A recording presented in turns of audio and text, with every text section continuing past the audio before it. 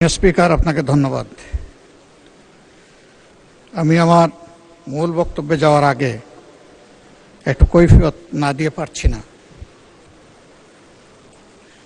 আমাদের সরকারি দলীয় সম্মানিত সংসদ সদস্যবৃন্দ বক্তব্য রাখার সময় কিছু বিষয় আমাদের দিকে ইঙ্গিত করেছেন, যেটার জন্য আমরা উপযুক্ত নই এবং দায়ী নই বলে মনে করি। একজন মাননীয় সদস্য বলেছেন, মব কালচার সৃষ্টি করার অতীত ইতিহাস আমাদের আছে এবং এখনো করতে চাই।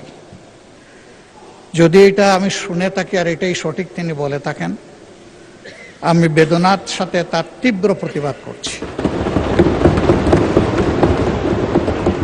যে এই দলটির উপর ইতিহাসের সবচেয়ে জঘন্য অত্যাচার করা হয়েছে ফ্যাসিস্ট আমলে।